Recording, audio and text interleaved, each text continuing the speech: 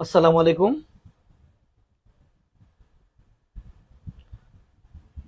আসসালামু আলাইকুম উপস্থিত ডাক্তার ভাই বোনেরা, হোমিওপ্যাথি স্টাডি অ্যান্ড রিসার্চ ফাউন্ডেশনের তরফ থেকে আজ যে ক্লাসটি হবে রোগীলিপিতে বর্তমান কষ্টের বিবরণ। রোগীলিপিতে বর্তমান কষ্টের বিবরণ।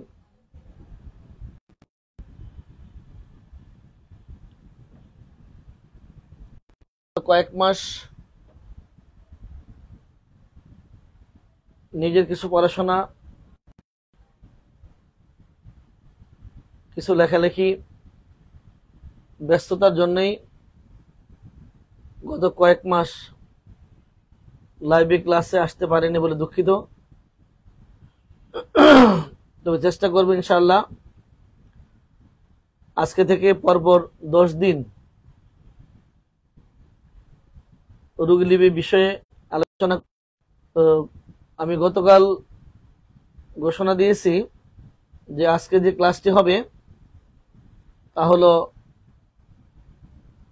রোগীলিপিতে বর্তমান কষ্টের বিবরণ বিষয়ক আলোচনা। রোগীলিপিতে বর্তমান কষ্টের আলোচনা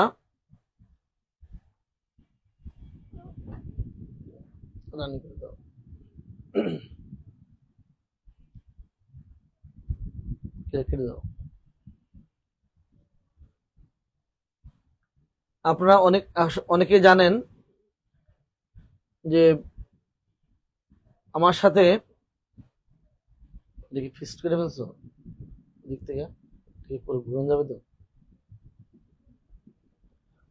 আমার সাথে অনেক ডাক্তাররাই কাজ করেন। নতুন যারা তাদেরকে রোগীলিপি শেখানোর জন্য তাদেরকে রোগী দিয়ে চেষ্টা করি মতো ডাক্তারদের রোগীলিপি করানো হয়। তারপরে তো একুইড ডিজিজের রোগীলিপি করানো হয়, একুইড ডিজিজের রোগীলিপি করানো হয়। ধাপে ধাপে ক্রনিক কেসগুলো রোগীলিপি করানো হয়।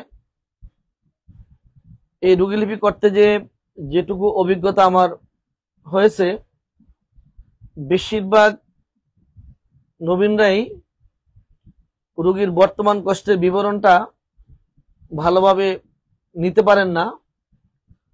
যখন তাদের কাছে জানতে চাই যে বর্তমান কষ্টের বিবরণটা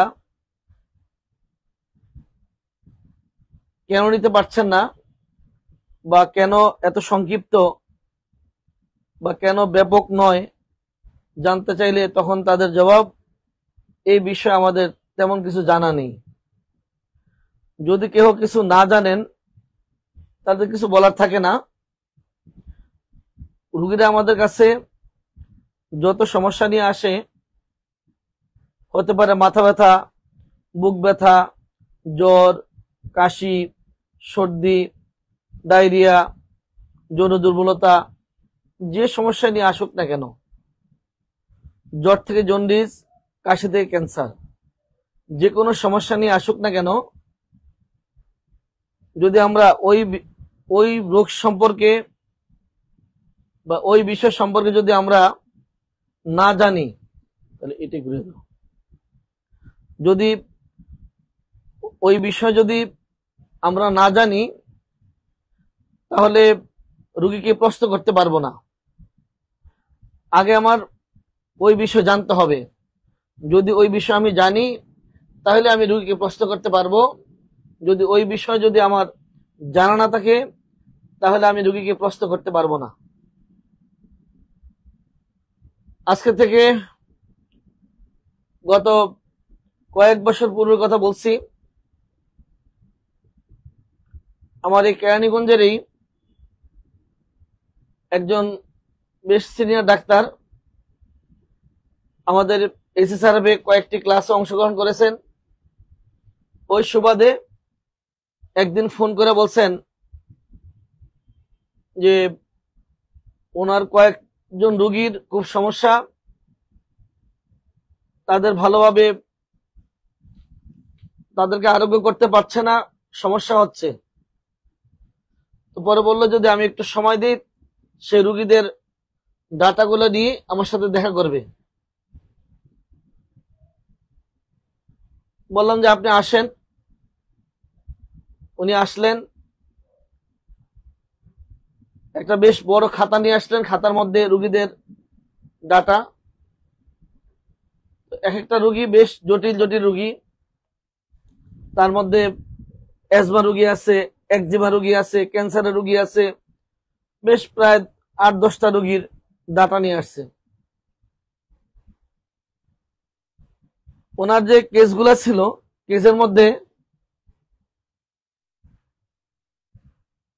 এক একজন রুগীর 10টা 12টা 8টা 10টা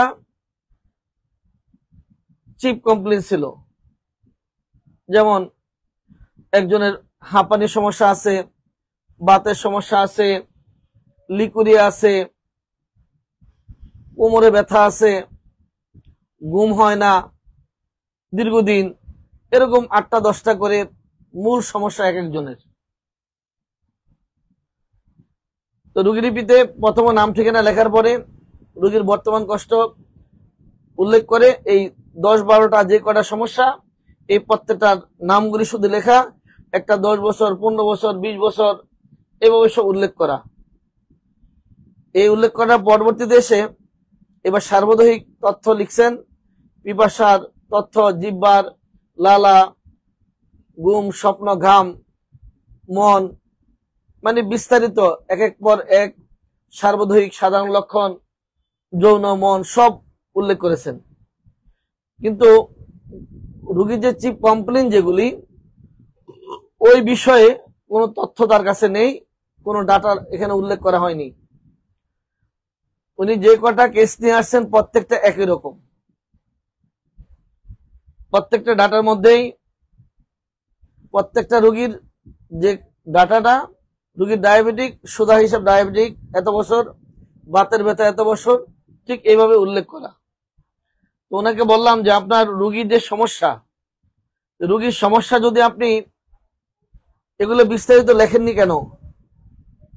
আপনি তো রুগীর যে তথ্য দিয়েছেন বা যে তথ্যগুলো দিয়েছেন, ঘুম, ঘাম, পিপাসা, জিহ্বা, লালা যে তথ্য দিয়েছেন, এই তথ্য যেটুক দিয়েছে আলহামদুলিল্লাহ, কিন্তু রুগীর বর্তমান কষ্ট সম্পর্কে কোনো তথ্য দেননি কেন? তারপরে উনি একজন সিনিয়র প্রয়াত ডাক্তারের নাম বললেন। তো নাম বলে বলছেন আমি তো ওনার শিষ্য, ওনার কাছে যাওয়া আসা করতাম, তো স্যার কখনো এরকম ভাবে এই প্রত্যেকটা বিষয় জানতে হবে বলেন নাই, আর উনি এগুলো জানার চেষ্টা করতেন না। উনি রোগীর সমস্যাগুলো এইভাবে লিখে পরবর্তীতে এই তথ্য এইভাবে দিয়ে উনি, আমি যা লিখে নিয়ে আসছি এভাবে উনি ওষুধ দিতেন। তো ওনার এই কথা শোনার পরে ওনাকে আমি বললাম, দেখেন আপনি যে রোগীর সার্বজনীন যে তথ্য দিয়েছেন, এই সার্বজনীন তথ্য দিয়ে ওষুধ বের করা যাবে কিনা আপনি একটু ভাবুন। আমি এক এক করে একটা রোগী ধরে এই রোগীর যে লক্ষণগুলি সংগ্রহ করেছে, ওই লক্ষণগুলা দিয়ে, যেমন রোগীটা শীতকাতর, অনেকগুলো ওষুধের তালিকা, রোগীর প্রবল পিপাসা, অনেক ওষুধ, রোগী ঘুম আসে না, অনেক ওষুধ, স্বপ্নবহুল নিদ্রা, অনেক ওষুধ, রোগীর ঘাম, প্রচুর ঘাম হচ্ছে, ওখানে অনেক ওষুধ, ঘামের দুর্গন্ধ, অনেক ওষুধ, প্রস্রাবের দুর্গন্ধ, অনেক ওষুধ। এই এক এক করে আমি লক্ষণগুলি ওনার যে রোগীর ভিতরে তথ্যগুলি লেখা ছিল, রোগী খুব রাগী, অনেক ওষুধ, এক এক করে আমি লক্ষণগুলা দিচ্ছি আর রেপার্টরিতে ওনাকে পৃষ্ঠা নাম্বারগুলো দেখাচ্ছি।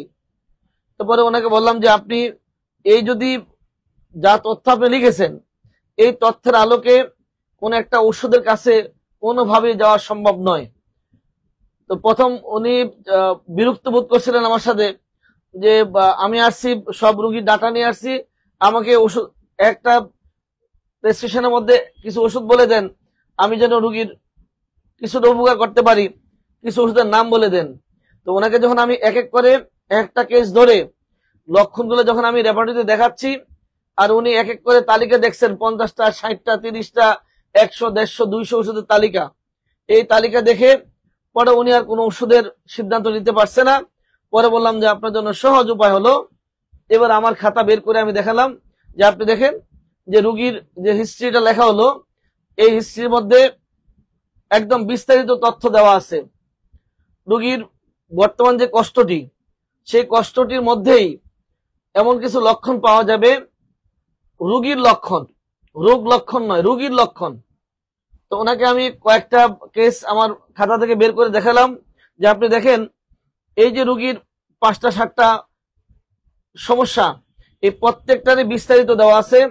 প্রতিটা সমস্যারই কোন অঙ্গে কতদিন, স্থায়িত্ব, বিস্তৃতি, প্রকাশ, অনুভূতি, উৎপত্তির কারণ, সম্পূর্ণ লক্ষণ, কখন বাড়ে, কিসে বাড়ে, কখন কমে, কিসে কমে, কি চিকিৎসা করেছেন, এই 10টা ধাপে প্রত্যেকটা সমস্যা উল্লেখ করা।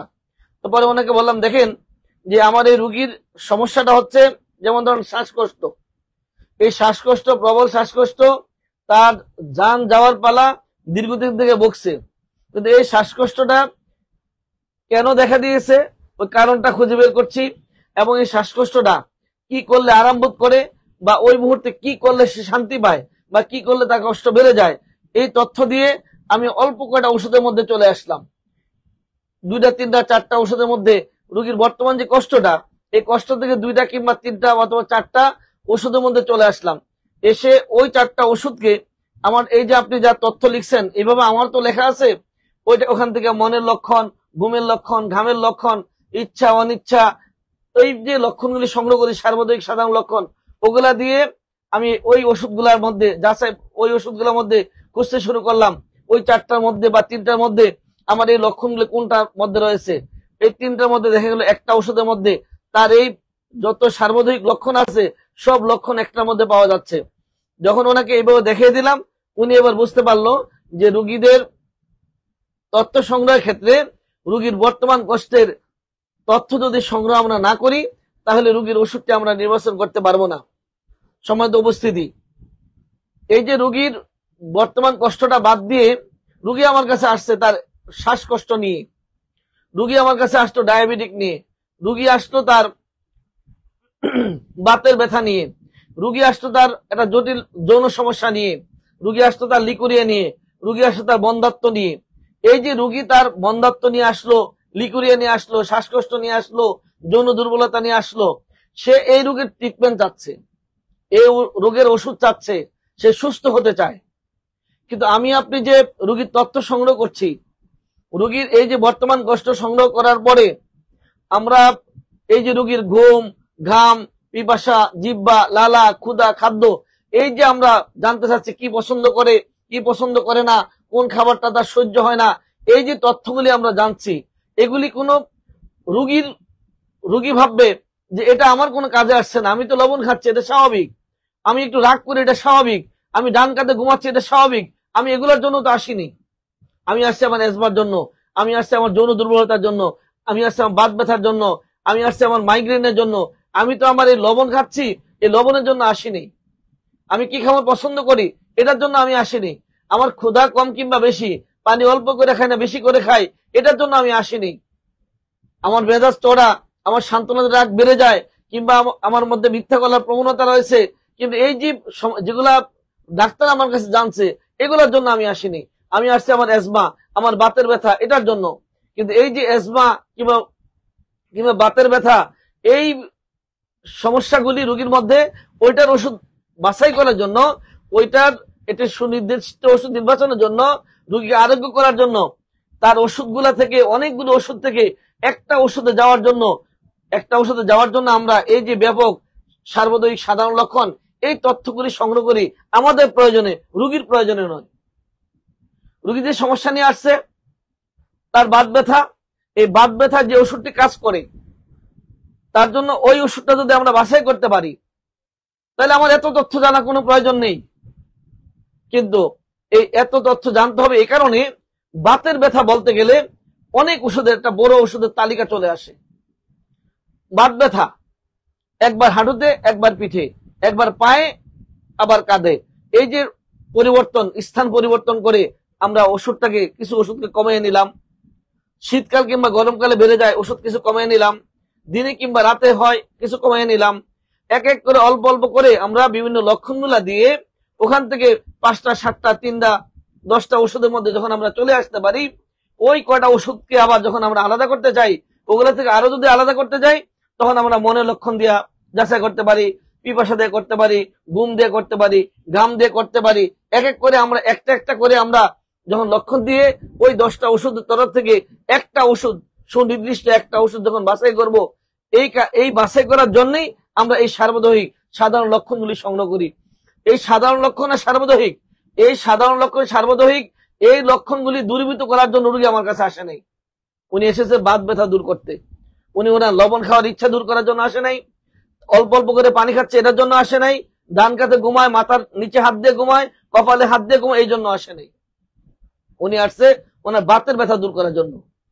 আমরা বাত ব্যথা ট্রিটমেন্ট দিতে পারছি না, বাত ব্যথা ট্রিটমেন্ট আমরা দেব না, কিন্তু রুগীর একটা লক্ষণ, এটা তার বাতের ব্যথাটা লক্ষণ, তার জন্য দুর্বলতা একটা লক্ষণ, তার মনের আগ্রহ আছে, লিঙ্গ উত্থান হচ্ছে না, এটা লক্ষণ, তার লিঙ্গটা যৌনাঙ্গের মধ্যে পুশ করা পূর্বে ঠান্ডা হয়ে যাচ্ছে বা বীর্যপাত হয়ে যাচ্ছে, এটা একটা লক্ষণ।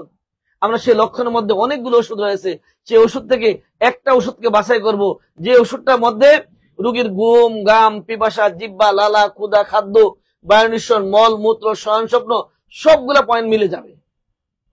আমি যদি চেষ্টা করি শুধু রোগীর মন দিয়ে ওষুধ বাছাই করতে, রোগীর মনের অনেক তথ্য রয়েছে, রোগীর যতগুলো তথ্য আমাকে দিবে সেই তথ্য দিয়ে ওখান থেকে বাছাই করে একটা ওষুধ নির্বাচন করে, আর রোগীর যে বর্তমান যে কষ্ট, সার্বদৈহিক কষ্ট রয়েছে, বর্তমান যে কষ্ট রয়েছে, এই কষ্টের সাথে ওখান থেকে একটা ওষুধ এনে মিল করা খুব জটিল অবস্থা।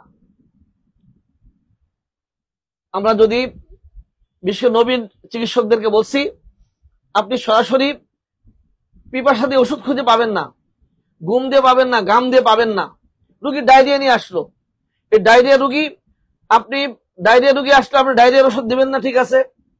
এখন এই রুগীটা মেজাজ কেমন, পানি কেমন খাচ্ছে, দুর্বলতা কেমন ফিল করছে, তার আচার আচরণ কেমন, এগুলা দিয়ে যদি আপনি ডায়রিয়ার ওষুধ খুঁজতে যান, বিপদে পড়ে যাবেন। এমন যদি হয়, রোগীর ডায়রিয়া কি খেয়ে ডায়রিয়া হচ্ছে, কি খেয়ে ডায়রিয়া দেখা দিয়েছে, ডায়রিয়ার বর্ণটা কেমন, গন্ধ কেমন, পরিমাণ কেমন, গতি কেমন, ঘনত্ব কেমন, এগুলা দিয়ে যদি আমরা একটু যাচাই একটু চেষ্টা করি, তাহলে আমরা অল্প ওষুধের মধ্যে চলে আসতে পারবো, অল্প সময়ের মধ্যে। ক্রনিক কেস বলেন আর একুইট কেস বলেন, সব কেসের ক্ষেত্রেই আপনি যদি মনে করেন যে আমি সার্বজনীন লক্ষণ দিয়ে ওষুধ বাছাই করে ফেলবো, এটা একজন নবীন ডাক্তারের জন্য খুব কঠিন। হ্যাঁ, যদি এমন হয় একজন সিনিয়র ডাক্তারের সাথে 10 বছর 20 বছর 25 বছর যদি কাটাতে পারেন, তাহলে উনি এটার মাধ্যমে এই সার্বজনীন সাধারণ লক্ষণ দিয়ে রোগীর ওষুধটা বাছাই করতে পারবেন।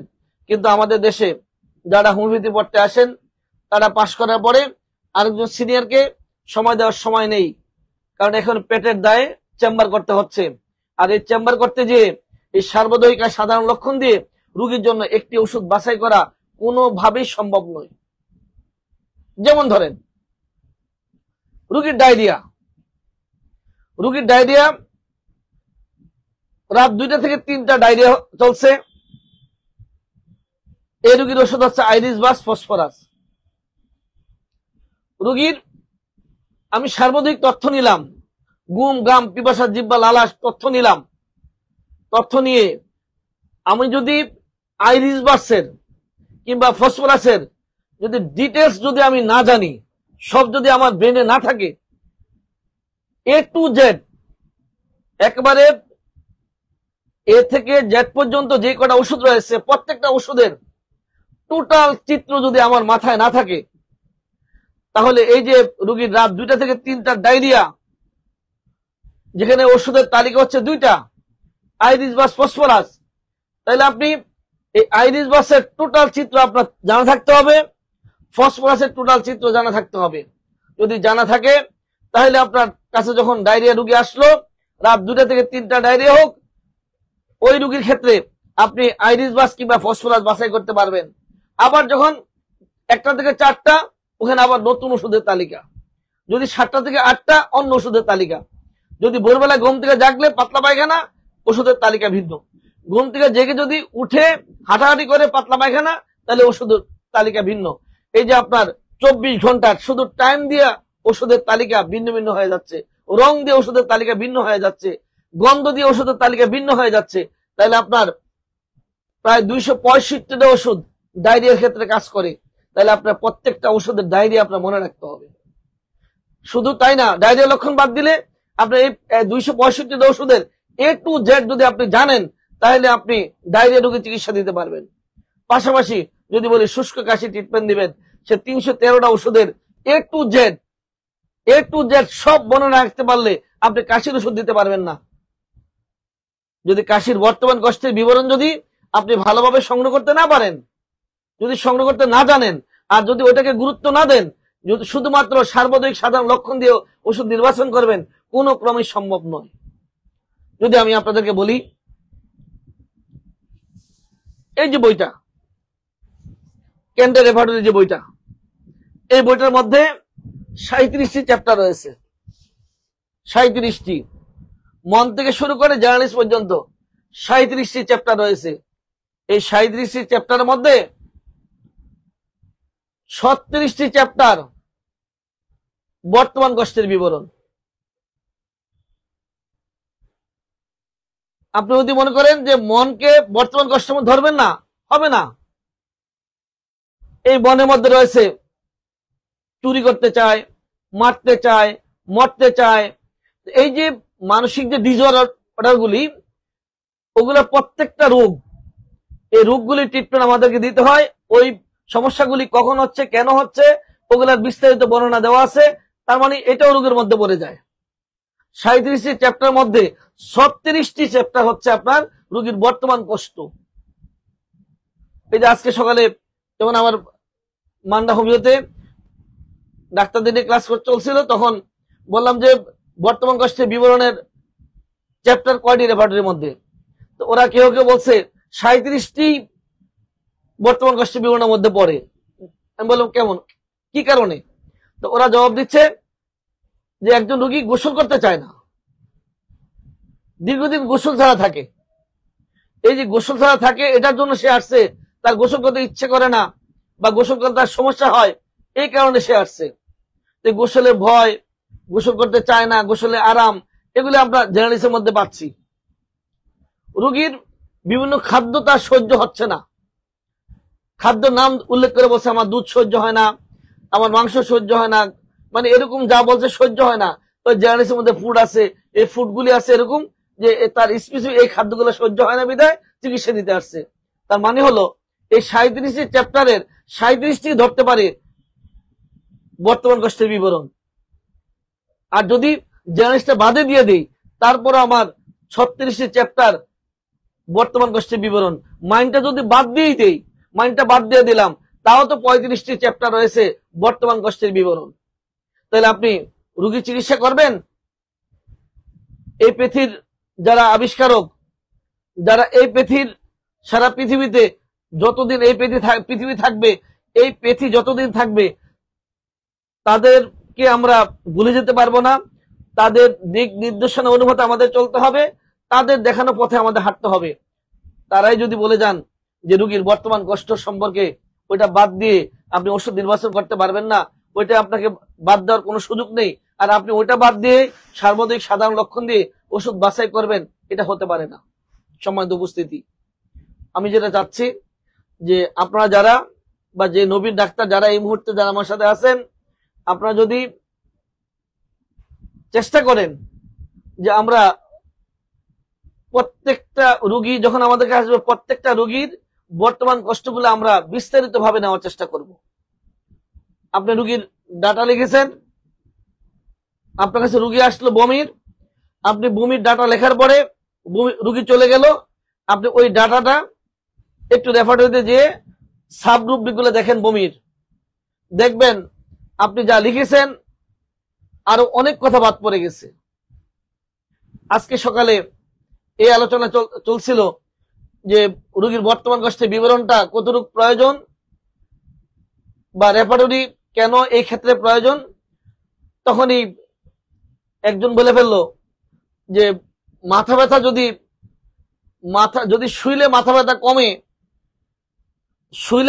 কমে, কয়েকটা ওষুধের নাম বললাম এটা তো রোগী লিপিতে লিখে লাভ নেই। শুইলে মাথা ব্যথা কমে, এখন কি এই শোয়াটা উচ্চ বালিশের শোয়া না একদম প্লেন বালিশের শোয়া, কোন বালিশের শোয়া? তো ওখানে যেয়ে দেখা গেল যে একটু উচ্চ বালিশে শুইলে এক ওষুধ, একদম প্লেন ভাবে শুইলে ভিন্ন ওষুধ। এই যে ওষুধের তালিকা চেঞ্জ হয়ে যাচ্ছে উচ্চ বালিশে নিচু বালিশে, ঠিক একইভাবে আপনার কাছে যখন কোনো রোগী আসলো মাথা ব্যথার কিংবা বুক ব্যথার কিংবা পিঠ ব্যথার যে কোনো সমস্যা নিয়ে আসলো, রোগী লিপি করে ওষুধ দিয়ে ছেড়ে দিলেন।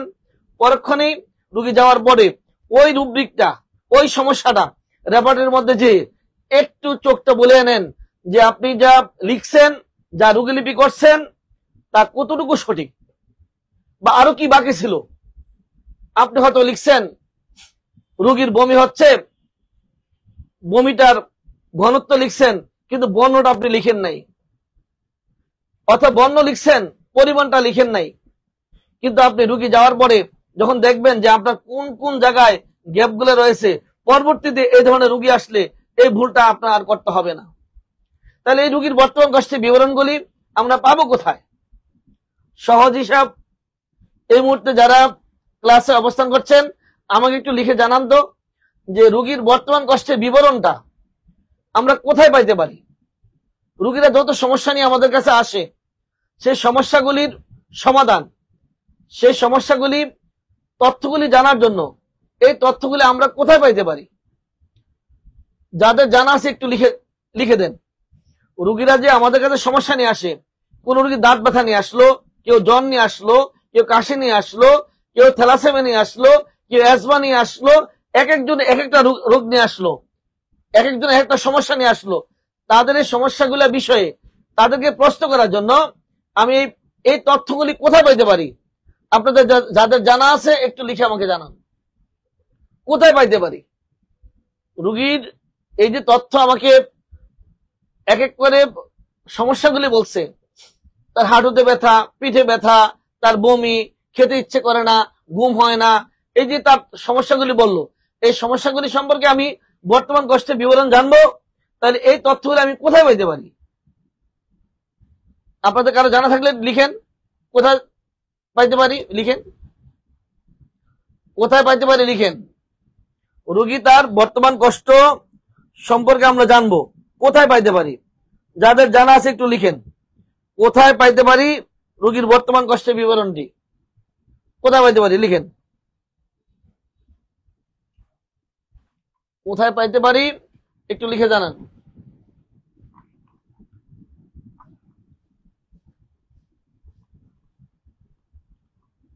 ম্যাথমেটিকাতে, আচ্ছা ম্যাথমেটিকাতে পাওয়া যাবে। আমার এক ভাই লিখছেন ম্যাথমেটিকা পাবেন, হ্যাঁ পাবেন। ম্যাথমেটিকায় এই সব তথ্য, ম্যাথমেটিকা থেকে সব তথ্য সংগ্রহ করতে করতে হায়াত মুহূর্ত যখন তখন হতে পারে, তবে এক ডায়রিয়ার তথ্য সংগ্রহ করতে মরার টাইম চলে আসবে। কারণ আপনি অ্যালুমিনা পড়তে গেলে অ্যালুমিনার মধ্যে অ্যালুমিনার ডায়রিয়া লক্ষণ পাবেন, সালফার পড়লে সালফারের মধ্যে সালফারের ডায়রিয়া লক্ষণ পাবেন। আপনি যখন লাইকো পড়বেন লাইকোর মধ্যে লাইকোর ডায়রিয়া লক্ষণ পাবেন। অর্থাৎ এই অ্যাকোনাইট থেকে জিঙ্কা ম্যাট পর্যন্ত বা এবিল থেকে জিঙ্কা ম্যাট পর্যন্ত এই যত হাজার হাজার ওষুধ রয়েছে, প্রত্যেকটা যে ওষুধগুলি ডায়রিয়া কাজ করে, আপনি ওই ওষুধগুলি পড়লে ডায়রিয়া লক্ষণ ওখানে গিয়ে দেখলে আপনি জানতে পারবেন ডায়রিয়া রোগীর লক্ষণ কেমন হতে পারে। টোটাল আপনার কাছে যত ওষুধের তালিকা আছে, যত বই আছে ম্যাথমেটিকা, সব কটার মধ্যে ঢুকে ঢুকে আপনি যেমন বা একটা ম্যাথমেটিকা নিয়ে সব ওষুধ পাওয়া যায় ব্যাপকভাবে, তাহলে ওটার মধ্যে প্রতিটা ওষুধের মলের লক্ষণ দেখে দেখে আপনাকে বের করতে হবে, বা রেকটামের লক্ষণ বের করে দেখতে হবে যে আপনার কোন ওষুধের ডায়রিয়া কেমন। একসাথে আপনি পাচ্ছেন না, অনেক ডায়রিয়ার লক্ষণ, যদি একসাথে অনেক ডায়রিয়ার লক্ষণ যদি আপনার পাইতে হয়, অনেক ওষুধের ডায়রিয়ার লক্ষণ পাইতে হয়, তাহলে আপনি যে কোনো একটা রেফারেন্সে ঢুকে ডায়রিয়ার সাব রুব্রিক গুলা দেখবেন।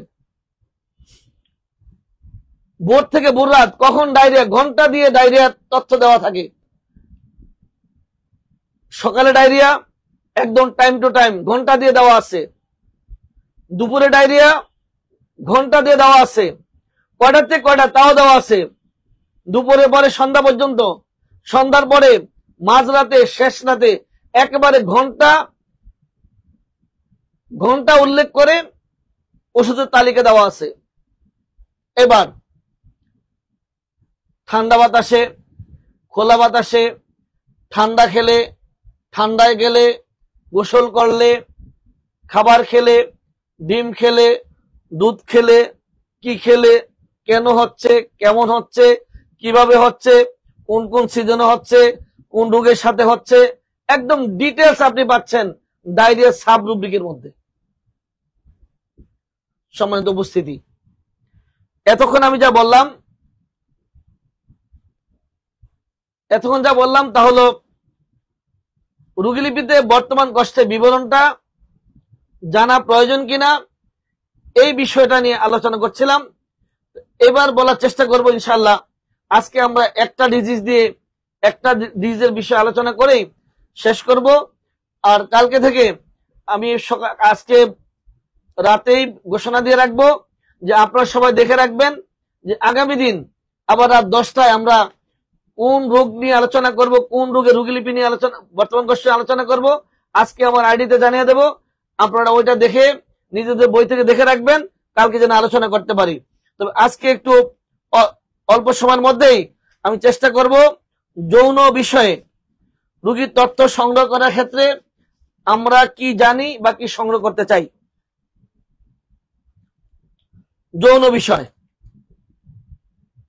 রোগীলিপিতে প্রায় দেখা যায়, ডাক্তার আমার যে দুনিয়া ডাক্তার যারা আছেন তাদের রোগীলিপিতে প্রায় দেখতে পাই যৌন দুর্বলতা। এটা একটা কমন সমস্যা। নিত্যদিন নবীন প্রবীণ সকল চেম্বারেই এই রোগীগুলি আসেন যে তাদের সমস্যা নিয়ে, তারা সোজাসুজি বলেন যে আমার যৌন দুর্বলতা। আর রোগীলিপিতেও লিখে হয় যৌন দুর্বলতা। এটা লেখার পরে এটা দিয়ে কোনো ঔষধ আমরা দিতে পারবো বলে আমার মনে হয় না।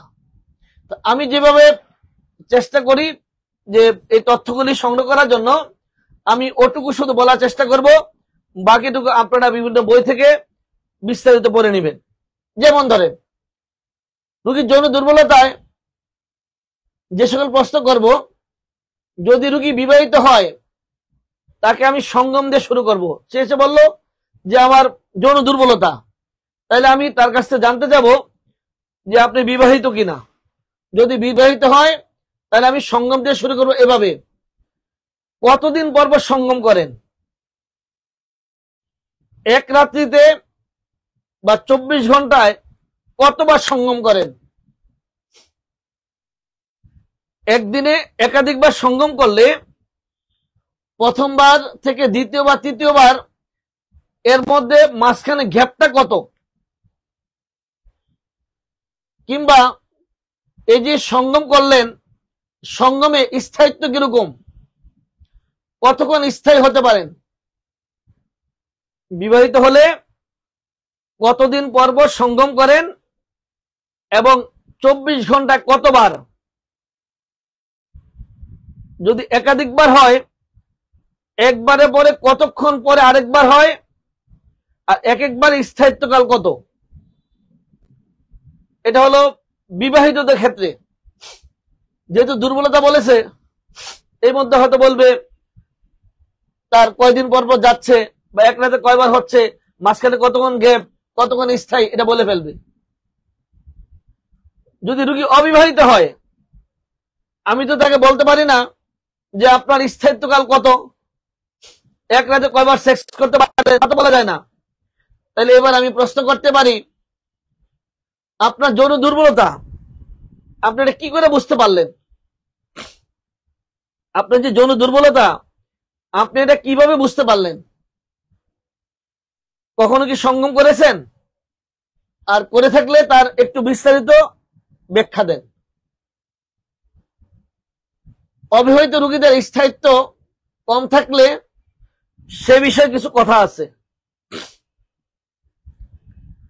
যেমন ধরেন, যারা অবিবাহিত অবৈধভাবে মেলামেশা লিপ্ত থাকে আর ডাক্তার কাছে এসে বলে যে আমার যৌন দুর্বলতা, দ্রুত বীর্যপাত হয়ে যায় বা উত্তেজনা হয় না, ট্রিটমেন্ট দেন, তখন আমরা তাদেরকে একটু বলতে পারি যে আপনার এখন যে স্থায়িত্ব কম হচ্ছে, আপনি যেখানে সেক্স করতে যাচ্ছেন ওটা আপনার স্ত্রী নয়, কিংবা ওই মেয়েটা আপনার ঘরে আসে, আপনি সেক্স করছেন, আপনি তার স্বামী নন। এই যে আপনার স্ত্রী নয় কিংবা আপনি তার স্বামী নন, এই ক্ষেত্রে আপনাদের সময় কম হবে, এটা স্বাভাবিক। যেহেতু আপনি তার স্বামী নন, সে তার আপনার স্ত্রী নন, অতএব এই ক্ষেত্রে আপনার মধ্যে একটু নার্ভাস ভাব থাকবে, অতএব এখানে স্থায়িত্বকাল কম হওয়াটা স্বাভাবিক।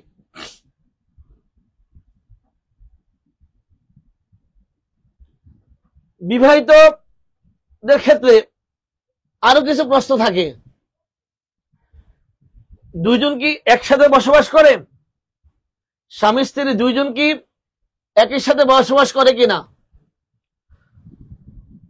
যদি একই সাথে বসবাস না করে আর যদি দূরে থাকে, একসাথে বসবাস না করে যদি দূরে থাকে, সেই ক্ষেত্রে আরো কিছু প্রশ্ন থাকবে।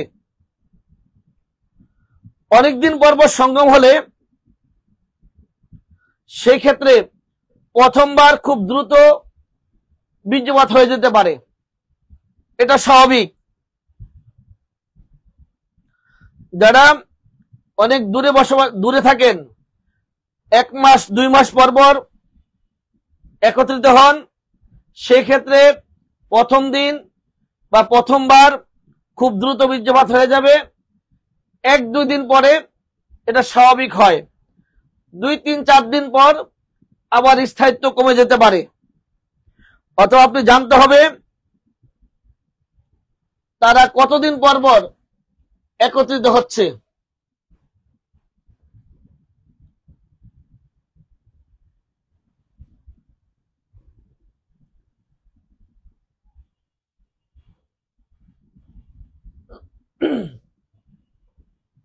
নিয়মিত যদি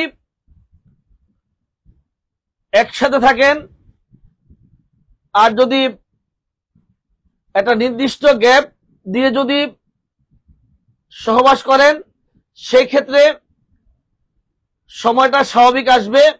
আর অনেক দূরে থাকলে, হঠাৎ করে একত্রিত হলে সেখানে স্থায়িত্বকাল কম হবে। এবার পরবর্তী ধাপ, লিঙ্গ উচ্ছ্বাস। এবার জানতে চাই লিঙ্গ উত্থান বিষয়ে। লিঙ্গ উত্থান বিষয়ে জানতে চাই।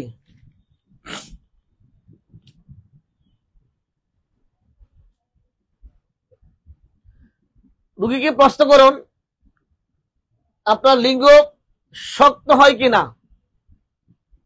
যদি বলে লিঙ্গ উত্থান হয় কিনা, অনেকে আপনার এই উত্থান বুঝবে না। যদি বলা হয় লিঙ্গ উত্থান হয় কিনা, অনেকে বুঝবে না।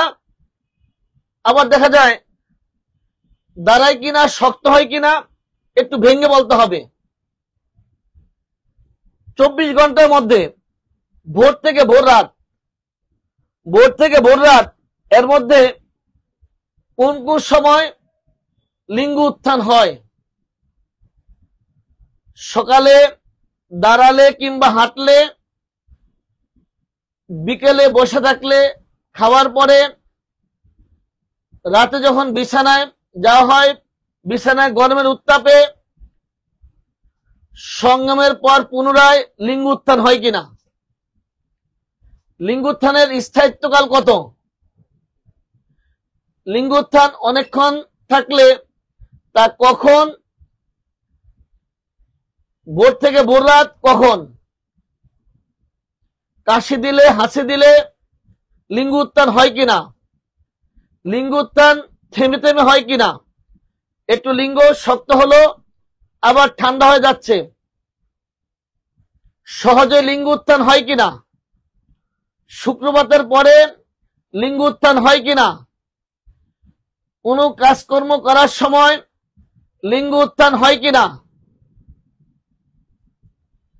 পায়খানা প্রস্রাবের সময় লিঙ্গ উত্থান হয় কিনা, খাওয়ার সময় লিঙ্গ উত্থান হয় কিনা, তীব্র লিঙ্গ উচ্ছ্বাস হয় কিনা, হলে কখন?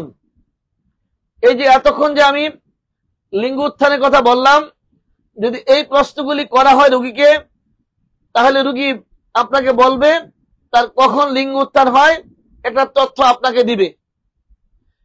এটা গেল লিঙ্গ উত্থানে পর্ব। এবার যদি জানতে চাই অসম্পূর্ণ লিঙ্গ উত্থান,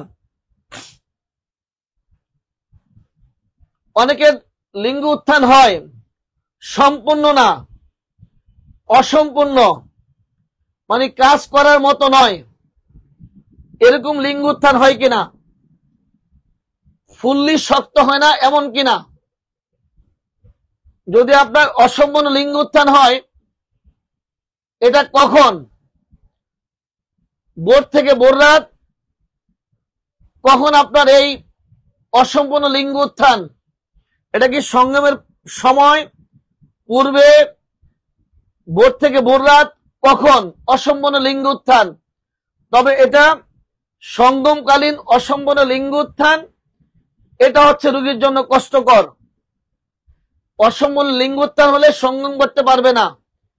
তাহলে আমি প্রথম জানতে চাচ্ছিলাম যে আপনার রোগী বিবাহিত হলে কিছু কথা জানা, অবিবাহিত হলে কিছু জানা, বিবাহিত হলে তার সঙ্গম কতদিন পর পর করে, কতবার করে, কেমন করে, এই বিষয়ে জানা। চতুর্থ ধাপে হচ্ছে আমার লিঙ্গ উত্থান জানা। পঞ্চম ধাপ অসম্পূর্ণ লিঙ্গ উচ্ছ্বাস। এবার ষষ্ঠ ধাপ লিঙ্গ উত্থান হলে কোনো কষ্ট হয় কিনা, কোনো ব্যথা হয় কিনা, কোনো ধরনের সমস্যা ফিল করেন কিনা। এবার আসবো, যেমন ধরেন রুগীকে জিজ্ঞাসা করলাম আপনার লিঙ্গ, রুগী এসে বললো ডাক্তারবাবু আমি সেক্স করতে যাচ্ছি, আমার লিঙ্গ শক্ত হয় না। এই যে আপনি লিখলেন লিঙ্গ উত্থান হয় না, এটা লিখেই ওই বিষয়ের কোনো প্রশ্ন করছেন না, এখানে একটা বিপদ হয়ে যাবে। বিপদটা কি? রুগীর লিঙ্গ উত্থান হচ্ছে অন্য সময়, দিনে, দুপুরে, খাওয়ার পরে, হাঁটতে গেলে, কাজ করতে গেলে, অন্য সময় লিঙ্গ উত্থান হচ্ছে, কিন্তু সঙ্গম করতে যে লিঙ্গ উত্থান হচ্ছে না। এই যে অন্য সময় হচ্ছে, সঙ্গমকালে হচ্ছে না, এটার মধ্যে আপনি ওষুধ পেয়ে যাবেন। যখন রুগী বললো আমার লিঙ্গ উত্থান হয় না সঙ্গম করতে, যে শুধু এই কথা লিখে যদি আপনি চুপ হয়ে যান, তাহলে আপনার রুগীর সাদৃশ ওষুধটি আপনি খুঁজে বের করতে পারবেন না। 7 নাম্বার লিঙ্গ উচ্ছ্বাসের অভাব। একটা হলো লিঙ্গ উচ্ছ্বাস মানে শক্ত হওয়া, আরেকটা হলো অসম্পূর্ণ, আরেকটা হলো অভাব। আলহামদুলিল্লাহ, আলহামদুলিল্লাহ।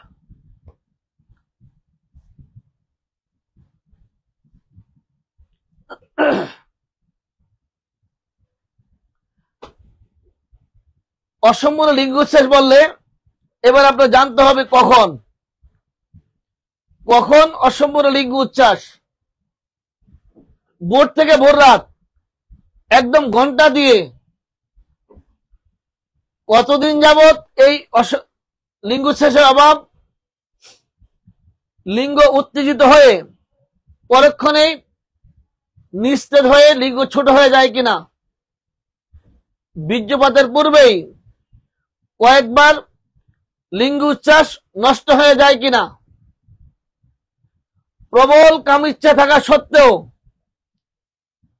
লিঙ্গ উচ্ছ্বাস হয় না, সঙ্গম চলাকালীন হঠাৎ লিঙ্গ উচ্ছ্বাস নষ্ট হয়ে যাওয়া।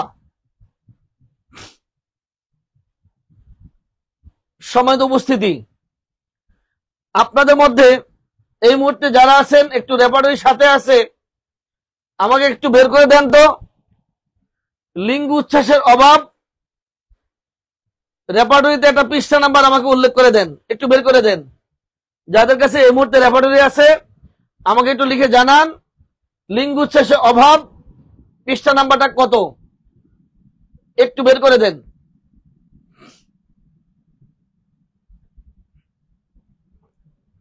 লিঙ্গ উচ্ছ্বাসের অভাব,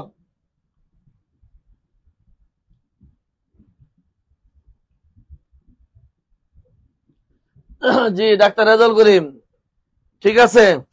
ভয়ের কারণে, অবৈধ কারণেও লিঙ্গ উত্থান না হতে পারে, ফাইন, এর ওষুধও আছে আমাদের কাছে, তার মানে ওখানে আর যাওয়া যাবে না, ওটি বাদ, সুস্থ করতে হবে। লিঙ্গ উত্থানের অভাব পৃষ্ঠা নাম্বারটা বলে দেন।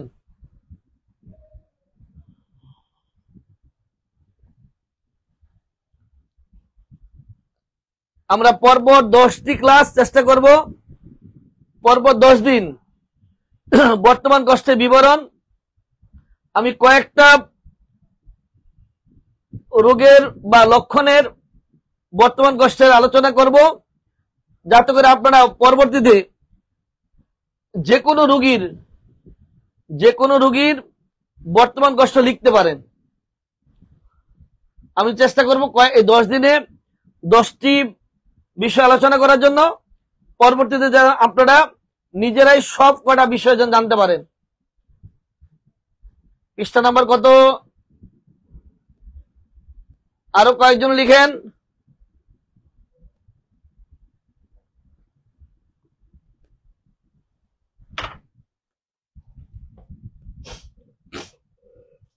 তাহলে 7 নম্বরে ছিল কি,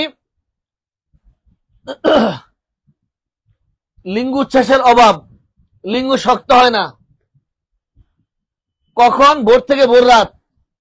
কতদিন পর পর বা কতদিন যাবত উত্থান হয় না তা জানতে হবে।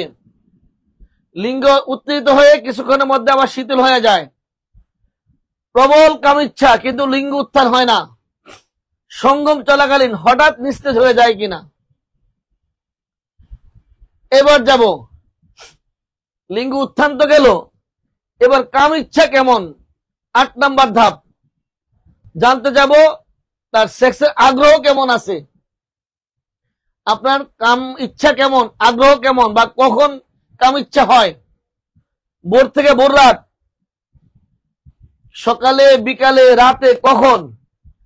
সকালে কাম ইচ্ছা এক জাতীয় ঔষধ, বিকেলে আরেক জাতীয় ঔষধ, রাতে বেলা কাম ইচ্ছা অন্য ঔষধ। সম্মানিত উপস্থিতি, এই মুহূর্তে যারা ক্লাসে আছেন আপনাদের যার যার আইডি থেকে ক্লাসটি শেয়ার দিয়ে আরেকজনকে দেখার সুযোগ করে দেন, এমনকি যেন কালকে এরা আমাদের সাথে যুক্ত হতে পারে। একটু শেয়ার দিয়ে আরেকজনকে দেখার সুযোগ করে দেন। তাহলে কাম ইচ্ছা কখন তার এই আগ্রহটা জাগে, কখন? ভোর থেকে ভোর রাত, সকালে বিকালে রাতে।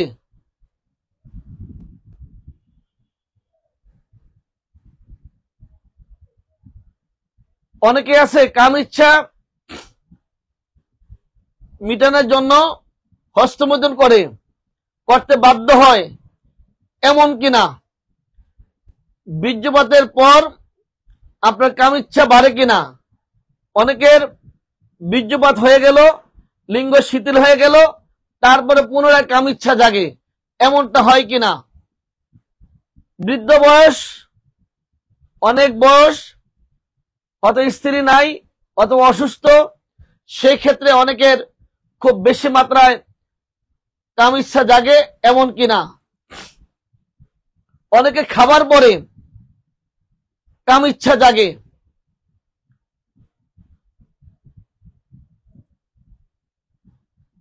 কাম ইচ্ছা জাগলে সহজে লিঙ্গ উচ্ছ্বাস হয় কিনা, অথবা কাম ইচ্ছা জাগার সাথে সাথে কাম রস বা রস জাতীয় কোনো পদার্থ বের হয় কিনা। ঘুমানোর পরে বা ঘুমের মধ্যে, ঘুম থেকে জেগেই অথবা ঘুমাতে যে কাম ইচ্ছা হয় কিনা, অথবা অনেকের অল্প বয়সের স্ত্রী নিয়ে ঘুমিয়ে আছে, তার মধ্যে না আছে কাম ইচ্ছা, না আছে লিঙ্গ উত্থান, এমন কিনা। মোটা লোকের কাম ইচ্ছা হয় না, এমন ওষুধ আমাদের কাছে রয়েছে। মোটা লোকদের কাম ইচ্ছার অভাব। তাহলে কাম ইচ্ছার ক্ষেত্রে কাম ইচ্ছে কখন হয়, কোন কোন সময় হয়, সময় ধরে সেক্সে বীর্যপাত হয়ে যাওয়ার পরে কাম ইচ্ছা, কিংবা কাম ইচ্ছা লিঙ্গ উত্থান হচ্ছে না তখন কাম ইচ্ছা, সেক্সের পরে কাম ইচ্ছা, মোটা লোকদের কাম ইচ্ছা সম্পর্কে আমরা জানবো। নবম ধাপে বীর্যপাত। এই অষ্টম গেল, নবম ধাপে বীর্যপাত। কারো বীর্যপাত হয় রক্তাক্ত, কারো বীর্য ঠান্ডা,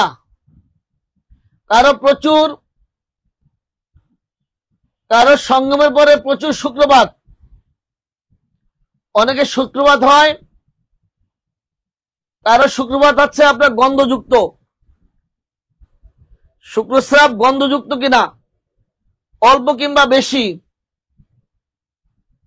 রক্তাক্ত কিনা, পাতলা কিনা, ঠান্ডা কিনা জানতে পারি।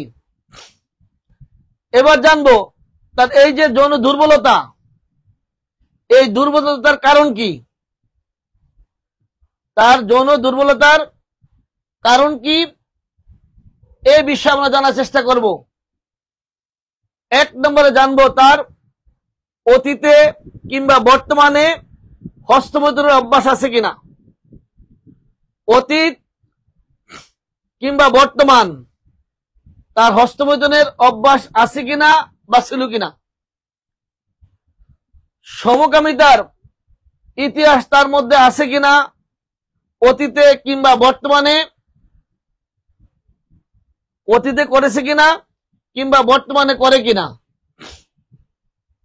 স্বপ্নদোষ হয় কিনা, পূর্বে খুব বেশি স্বপ্নদোষ হতো কিনা কিংবা এখনো স্বপ্নদোষ হয় কিনা। স্ত্রীর সঙ্গমের পরেও অনেকের স্বপ্নদোষ হয়, এমন আছে কিনা তার মধ্যে। রোগীর শুক্রমেহ সম্পর্কে বিস্তারিত জানতে হবে, প্রোস্টেটিক রসক্ষরণ সম্পর্কে জানতে হবে, স্বামী স্ত্রীর বয়সের সম্পর্কে জানতে হবে। স্বামীর চেয়ে স্ত্রীর বয়স বেশি হলে সেই ক্ষেত্রেও যৌন দুর্বলতা আসতে পারে। স্ত্রী ব্যতীত অন্য কোনো মহিলাদের সাথে সঙ্গমে লিপ্ত থাকলে, পরকীয়া লিপ্ত থাকলে স্ত্রীর কাছে এসে লিঙ্গ উত্থান নাও হতে পারে। অতিরিক্ত সঙ্গমের ইতিহাস আছে কিনা, আয়ের চেয়ে ব্যয় বেশি, অতীতে অতিরিক্ত মাত্রায় সঙ্গম করে থাকলে পরবর্তীতে তার ফলে যৌন দুর্বলতা দেখা দিতে পারে। অতিরিক্ত রাত্রি জাগরণের অভ্যাস থাকলে যৌন সমস্যা হতে পারে। কোন নেশায় আসক্ত থাকলে ওই নেশার মধ্যেই মগ্ন থাকবে, যৌন আগ্রহ তার মধ্যে থাকবে না। অতিরিক্ত শারীরিক পরিশ্রম, যা খাচ্ছে তার চেয়ে বেশি শারীরিক পরিশ্রম যদি করে সেই ক্ষেত্রেও সমস্যা হতে পারে। অতিরিক্ত উত্তেজক ওষুধ খেয়ে অতীতের সঙ্গমের ইতিহাস থাকলে পরবর্তীতে সমস্যা হতে পারে। দীর্ঘদিন সঙ্গম থেকে বিরত থাকলে, বিদেশে বসবাস, দূরে বসবাস, অথবা রাগ বিরাগের ফলে দুইজনে দীর্ঘদিন সঙ্গম থেকে দূরে থাকলে, কোন রোগ চাপা পড়লে, যৌন ক্ষুধা চাপিয়ে রাখার কুফলে ধ্বজভঙ্গ চলে আসতে পারে। এতক্ষণ কিছু কারণ বললাম, এবার হচ্ছে রোগগত কিছু কারণ। রোগ যৌন দুর্বলতার জন্য আমরা রোগীর কাছ থেকে জানতে পারি বর্তমান গোষ্ঠীর মধ্যে জানতে পারি তার অতীতে ঘন ঘন প্রস্রাব হতো কিনা, বা প্রস্রাবে কোনো ক্ষয় যেত কিনা, গনোরিয়ার ইতিহাস আছে কিনা, যক্ষা ছিল কিনা, পেটের গোলযোগ, কোষ্ঠকাঠিন্যতা, পুরাতন কঠিন রোগ, ক্যান্সার কিংবা আলসারের মতো জটিল রোগ অতীতে ছিল কিনা। এবার জানবো বীর্যপাত। বীর্যপাত সম্পর্কে জানবো। আপনার বীর্যপাত খুব দ্রুত হয় কি, কিংবা বীর্যপাত করতে গেলে অনেকের কষ্ট হয়, জ্বালা পোড়া করে, ব্যথা হয়, আপনার এমন হয় কিনা? অনেকে সঙ্গমকালে বীর্যপাত হয় না। লিঙ্গ উত্থান ব্যতীত বীর্যপাত, মলত্যাগ কালে, মলত্যাগের পরে বীর্যপাত, অনেকের ঘন ঘন বীর্যপাত। আলহামদুলিল্লাহ, আলহামদুলিল্লাহ। স্ত্রী সঙ্গমের পরে অনেক সময় ধরে বীর্যপাত, সঙ্গমের পরে বীর্যপাত, ওদ দেওয়ার পরে বীর্যপাত, লিঙ্গ উত্থান হওয়ার পূর্বে অথবা লিঙ্গ প্রবেশের পূর্বে বীর্যপাত, অথবা লিঙ্গ উত্থানে কিছুক্ষণ মধ্যে বীর্যপাত। মহিলাদেরকে আদর করলে অথবা তাদের সাথে রসালো আলাপকালে অথবা মহিলাদেরকে নিয়ে কল্পনা করলে বীর্যপাত। বৃদ্ধ বয়সে এমনি এমনি বীর্যপাত। কোনো কিছুতে হেলান দিয়ে বসে থাকলে বীর্যপাত হয় কিনা? অনেকের বীর্যপাত অসারে হয়ে যায়। অসারে বীর্যপাত হয় কিনা এই বিষয়গুলি আমরা জানতে পারি। রোগীদের রোগ উৎপত্তির কারণ, এই যে স্বপ্নদোষ আমরা জানবো, এই স্বপ্নদোষ বিষয়ে আর একটু ব্যাপকভাবে জানতে পারি। তার কতদিন পর পর স্বপ্নদোষ হয়, কোনো কিছু দেখে না দেখে স্বপ্নদোষ হয়, অনেকের প্রতি রাতে, কারো এক রাতে একাধিকবার, এমন কোন ইতিহাস তার মধ্যে আছে কিনা। আমরা লিঙ্গের বিষয় জানতে পারি। রোগীর কাছ থেকে আমরা লিঙ্গের বিষয় জানতে পারি। তার লিঙ্গের আকৃতি কেমন, খাটো, চিকন, বাঁকা, এই বিষয়ে আমরা জানতে পারি লিঙ্গ বিষয়ে। অন্ডকোষ বিষয়ে কিছু প্রশ্ন করা যেতে পারে। অন্ডকোষগুলি বড়, একটা বড় একটা ছোট, অথবা দুইটাই বড় অথবা দুইটাই ছোট, অথবা একটা স্বাভাবিক একটা ছোট, কিংবা একটা স্বাভাবিক একটা বড়। কোনো বড় ছোট আছে কিনা আমরা জানতে পারি। এই যৌন বিষয়ে আমরা রোগীর কাছ থেকে আরো কিছু জানতে পারি। যৌন অঙ্গে কোনো আঘাত আছে কিনা, যৌন অঙ্গে কোনো আঘাত টাঘাত পেয়েছে কিনা। যেহেতু পুরুষের যৌন দুর্বলতা, স্ত্রীর কোনো পরকীয়া তার জানা আছে কিনা। মহিলাদের যৌন পথের কোনো রোগ বালাই আছে কিনা। স্বামী স্ত্রী দুইজনের সম্পর্ক বিষয়ে জানতে হবে। অনেক মহিলাদের যৌন অঙ্গে দুর্গন্ধ থাকার ফলে পুরুষদের যৌন আগ্রহ কমে যেতে পারে।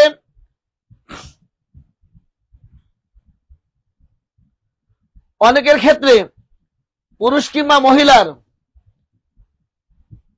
সঙ্গমের পরিবেশ না থাকলে এর ফলে দীর্ঘদিন প্রতিকূল পরিবেশে এই সঙ্গম করতে যে এক সময় যৌন আগ্রহ স্বামী স্ত্রী উভয়ে হারিয়ে ফেলে। সম্মানিত উপস্থিতি, এতক্ষণ আমি যে বিষয়ে আলোচনা করার চেষ্টা করলাম তা হলো একজন যৌন দুর্বলতা রোগী যদি আমাদের কাছে আসে, তাদের কাছ থেকে আমরা কিভাবে বা কি কি প্রশ্ন করে যৌন দুর্বলতার বিষয় জানবো, এটুকু বলার চেষ্টা করলাম। আজকে প্রথম দিন, আগামী দিন ইনশাআল্লাহ আমি আপনাদেরকে জানিয়ে দেব আমার আইডিতে আগামী দিন কোন বিষয়ে আমরা বর্তমান কষ্টের বর্ণনা জানবো। আমার আইডিতে আমি আজকে অথবা কালকে সকালে জানিয়ে দেব। আপনারা সবাই রেপার্টরিতে সাবরুব্রিক গুলো দেখে রাখবেন, যাতে করে আগামী দিন আপনাদের জন্য ওপেন প্রশ্নের সুযোগ থাকবে। শেষের দিকে আমি চেষ্টা করব আমার জানা থাকলে ওই বিষয় সম্পর্কে বা যেটার বর্তমান কষ্টের আলোকে যে রোগীলিপি আমরা করব, রোগীলিপিতে যে বর্তমান কষ্টের যে তথ্য জানবো, যে রোগ সম্পর্কে, ওইটার সম্পর্কে আপনাদের কোনো প্রশ্ন থাকলে আমি চেষ্টা করব তার জবাব দেওয়ার জন্য। আর আজকে আপনাদের একটু সময় দিতে যাচ্ছি, অল্প কয়েক মিনিট সময় আমাদের পার হয়ে গেছে, তারপরে কয়েক মিনিট সময় দিতে যাচ্ছি এই রোগীলিপিতে বর্তমান কষ্টের বিবরণ জানার ক্ষেত্রে। আপনাদের যদি কোনো প্রশ্ন থাকে আমাকে এখনো করতে পারেন, অথবা এই যে ক্লাসটি হলো, এই ক্লাসে ভিডিও থাকবে, সেই ভিডিওর মধ্যে আপনারা প্রশ্ন করতে পারেন রোগীলিপিতে বর্তমান কষ্টের বিবরণ জানা বিষয়ে। যদি কোনো প্রশ্ন থাকে আপনারা লিখবেন, আমি চেষ্টা করব আমার জানা থাকলে জবাব দেওয়ার। তবে আপনারা প্রত্যেককে বলছি, যারা রেপার্টরি ব্যবহার করেন, রেপার্টরিতে যে কোনো একটা রুব্রিক ধরে একদিন আপনি পড়েন ডায়রিয়ার সাবরুব্রিক গুলি, একদিন পড়েন বমির সাবরুব্রিক গুলি, একদিন বমি ভাবের সাবরুব্রিক গুলি, একদিন এজমার সাবরুব্রিক গুলি, এক একদিন এক একটা, একদিন বাতের সাবরুব্রিক গুলি, একদিন সাইটিকা সাবরুব্রিক গুলি, এক একদিন এক একটা সাবরুব্রিক গুলি আপনারা যদি পড়েন, তাহলে ওই ধরনের রোগী যদি আপনাদের চেম্বারে আসে, তাদের কাছ থেকে রোগীর তথ্য সংগ্রহ করা আপনাদের জন্য একেবারেই সহজ হবে। আজকে আমাদের রোগীলিপিতে বর্তমান কষ্টের বিবরণ, তথ্য সংগ্রহ করা এবং যৌন বিষয়ে, যৌন দুর্বলতা রোগীদের বর্তমান কষ্ট সম্পর্কে কি প্রশ্ন করবেন, ওই বিষয়ে যে আলোচনা হলো, এই আলোচনার কিরকম আলোচনা করা দরকার বা আজকের আলোচনা কেমন হলো, এই বিষয়ে আপনারা প্রত্যেকেই একটু মন্তব্য করে যাবেন। তাহলে আমার জন্য সুবিধা হবে যে আর কি ধরনের আলোচনা করা যায়, কিভাবে করলে আপনারা বুঝতে পারবেন। এই বিষয়ে প্রত্যেকে একটু মতামত লিখে যাবেন। আর আজকের ক্লাস কেমন হলো তাও জানাবেন। আর ক্লাস থেকে বের হয়ে শেয়ার দিয়ে আরেক ভাইকে দেখার সুযোগ করে দিবেন। আল্লাহ যদি সব ঠিক রাখে, ইনশাআল্লাহ আগামী দিন আবার রাত 10:30টায় আরেকটি রোগীর আরেকটি লক্ষণের বিস্তারিত আলোচনা করার জন্য চলে আসব। আল্লাহ সবাইকে সুস্থ রাখুক, সবাইকে আল্লাহ সুস্থ রাখুক। আসসালামু আলাইকুম ওয়া রাহমাতুল্লাহি ওয়া বারাকাতুহু।